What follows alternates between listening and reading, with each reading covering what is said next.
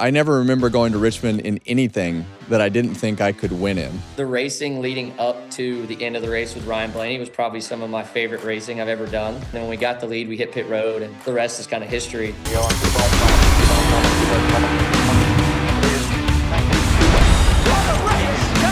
Kevin Harvick does it. Well, Austin, first off, congratulations. That's 2 years in a row you've whipped their butt at Richmond, but this one has to feel good. No drama at the end, just a good old-fashioned win on to the playoffs. So explain to me just how it feels to be in this position right now, this late in the regular season. Well, it feels pretty amazing.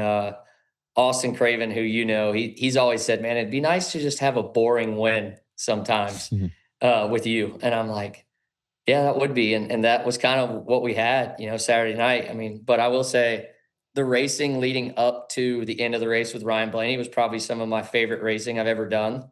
Those 12 laps or whatever it was, we were side by side, just neither one of us had any traction. And it was like we're on ice skates out there trying to, complete the pass was so hard. And then when we got the lead, we hit pit road, and the rest is kind of history. But yeah, no, it feels great to be locked in the playoffs and be the first round kind of sets up nice with us because of the tracks that we're going to. Some tire degradation at Darlington, and then Gateway was good for us last year, and Bristol's always a good one.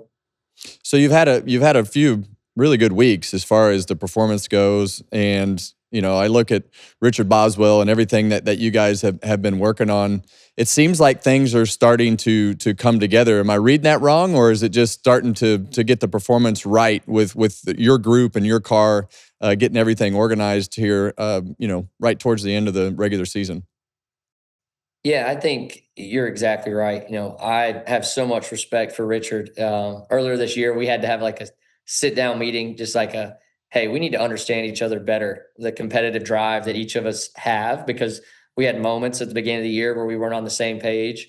And ever since that, like, man-to-man meeting, we've really done some good stuff. And you go back to Iowa, I think that was kind of the start for us of, a competitive weekend, running up front with those guys, restarting up front, doing things that set us up for Richmond.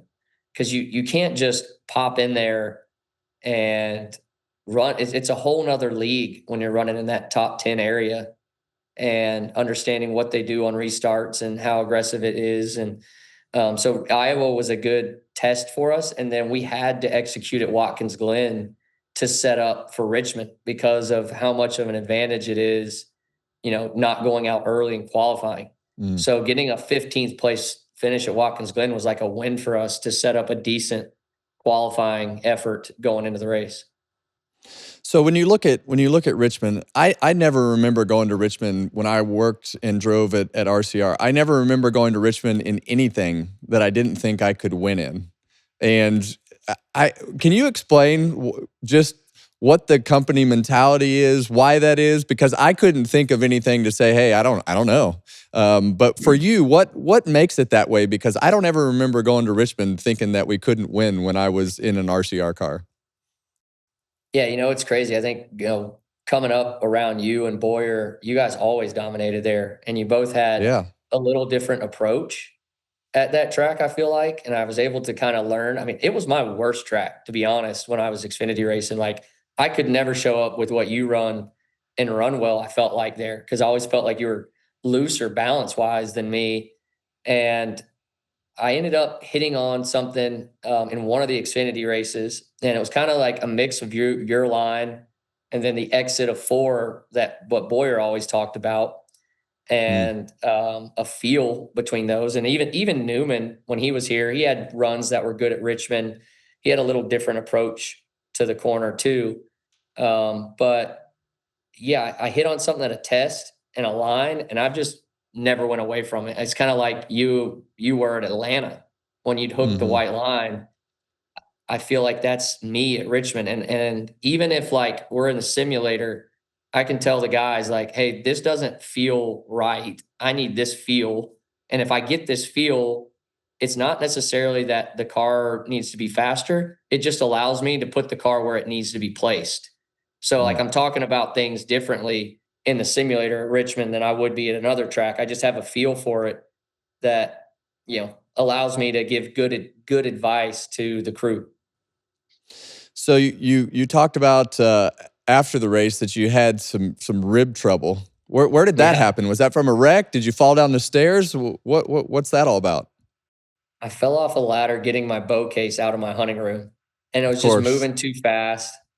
And I pulled the bow case off like this and came down the steps, missed about the third or fourth one down, and landed right on top of the bow case.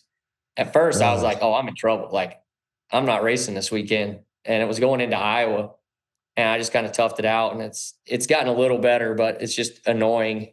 And I've got this Yeah. cough now, so that's made it even worse. Well, you talk about tough, and I know that driving for Richard Childress is tough. He's fair. He's one of the best people that I've ever been around to teach you about racing and understand the sport. What's it been like this year with Richard? I know he wants results. He expects to win. What's it been like with trying to keep him calm, I guess is the best Yeah. way to put it, and trying to work through what you need to get to this point?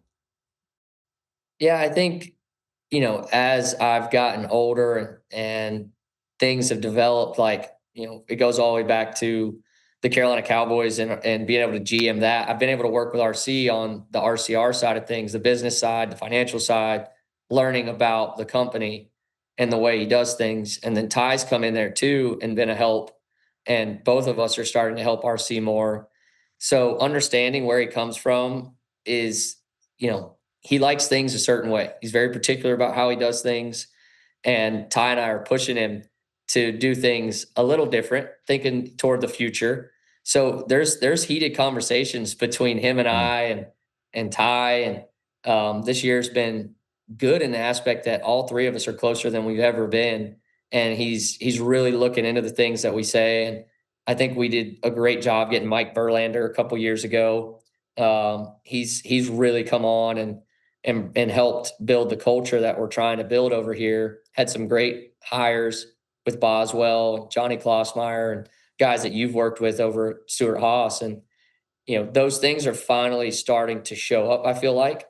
And yeah, it's been fun. But yeah, when RC, I think go back to Dover, which you talk about Richmond being like a historical good place for RCR. Dover's probably been, since I've been here, the worst.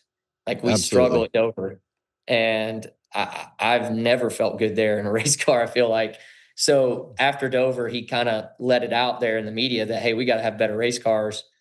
And at the time, Ty's like, man, you probably shouldn't say that. But it felt really good for me because he was back in the drivers, and you want that from your owner because we take a lot of heat over time. And he doesn't usually say that. He doesn't, you know him from when you were here.